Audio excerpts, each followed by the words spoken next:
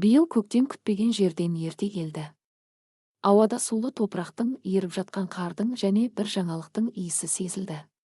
Сияқты өмірдің өзі бірдеңені өзгерткісі келгендей, терезенің ар жағында тіршілік өз ырғағымен жүріп жатты. Автобустар аялдамада тоқтап, балалар шалшығып, адамдар өз шаруасына асып. Ал пәтердің ішінде үнсіздік орнаған. Паул ас үйде отырып бір нүктеге қадала қарап қалған. Қолындағы кеседегі кофе баяғыда суып кеткен, ал саусақтары оны қатты қысып тұр. Ол жалғыз еді. Және бұл жалғыздықты өзі таңдаған. 3 апта бұрын ол әйелін, Маралды, және олардың 5 жастағы ұлы Арманды үйден қуып жіберген. Айқай-шусыз, жанжалсыз. Тек бірақ ауыз сөз айтты: "Кет, мен саған енді сенбеймін." Марал жылады.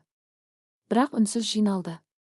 Рюкзакқа жылы жемпірді, баласының сүйікті жұмсақ ойыншығын, тіс щеткасын, құжатын салып шығып кетті.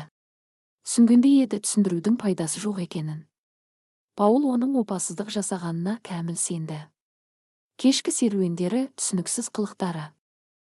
Ал кейін әлдебір бейтаныс ер адамның қоңырауы. Ол Маралдың бәрін шешіп қойғанын, кедергі жасамауын сұрады. Паул ештеңе тыңдамады. Тыңдағысы да келмеді. Намыс ақылын тұмшалады. Енді оны тек тыныштық қоршады. Таңертең тоңазытқыштың есігі тарс жабылмайды. Терезеге бұл болып жиналған әйнекке ешкім сурет салмайды.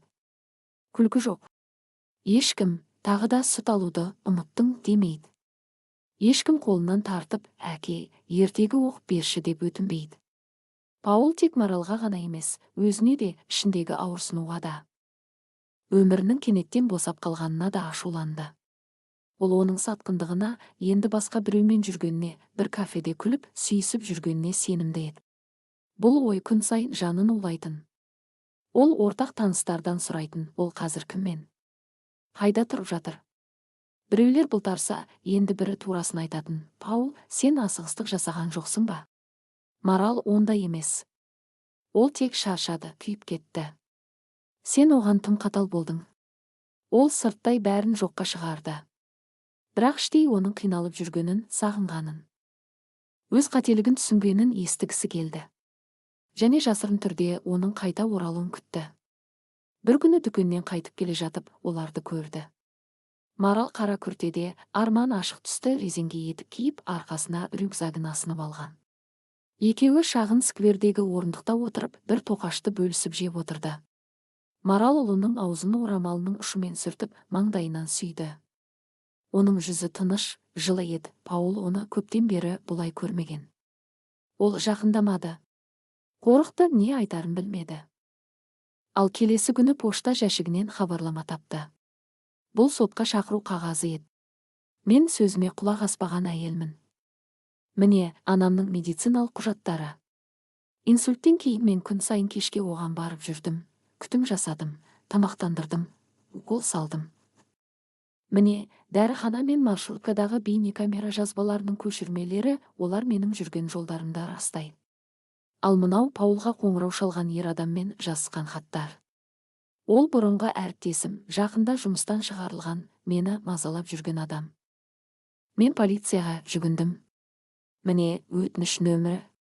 Залда үнсіздік орнады. Ол тынысын реттеп сөзін жалғастырды: "Мен өзімді ақтап тұрған жоқпын.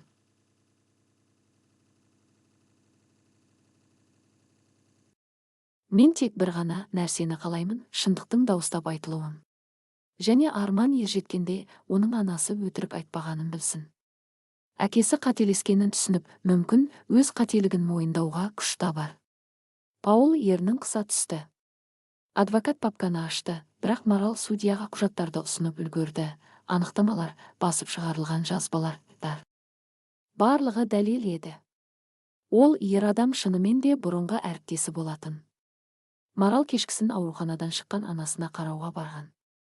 Қоңыраулар, хабарламалар, бағыттар, бәрін тексеруге болады, бәрі ашық. "Мен қорғанып тұрған жоқпын. Мен тек шындықтың айтылғанын қалаймын" деп түйіндеді Марал да орнына отырды. Судья басын изеді. Паулдың тізесі босап кеткендей болды. Ол Маралға қарап, оны танымады. Соншалықты сабырлы, асқақ, таза. Бір кездері ғашық болған сол марал өзін емес, арын, баласын және ортақ өткенін қорғап тұрған әйел еді. Отырыстан кейін ол үйіне қайтпады. Көк ашық болса да тұманның ішінде жүргендей болды. Кеудесі күйіп тұрғандай ауырды. Ол қалай теріс бұрылғанын, қалай айыптағанын, сенімге лайық жанды қалай итеріп жібергенін есіне алды. Іші астан-кестен болды. Түнге қарай ол Марал мен Арман тұрып жатқан шағын жалдамалы пәтердің есігінің алдында тұрды. Жаңбырдан су болған, қолдары дірілдейді. Бір рет қақты. Сосын тағы. Марал үнсіз ашты. Көздері шаршаған. Арт жағында пижама киген Арман тығылып тұр. «Кешір мені» деп сыбырлады Паул. «Бұнымен қалай өмір сүрерімді білмеймін, бірақ бәрін түсіндім. Мен келдім». Марал ол ұзақ қарады да былай деді: «Кешірім сөз емес. Ол іс. Әрекет ертеңнен баста». Паул дәлізде қалды. Бос пәтерге баруға шамасы жетпеді. Қабырғаға сүйеніп еденге отырды. Күртесінен тамған су еденге жайылып жатты, бірақ ол байқамады. Құлағына тек қабырға артындағы сағаттың тықылы естілді. Ойында бір ғана сөз айналды: «Кешірім бұл іс». Неден бастарын білмеді. Тек бір нәрсені білді: жанында болу керек, лайық болу керек, кешірілетін адамға айналу керек. Ол Маралдың Арманды қасықпен тамақтандырғанын, ұйықтарда басынан сипағанын, өзі ауырғанда қолынан ұстағанын есіне алды.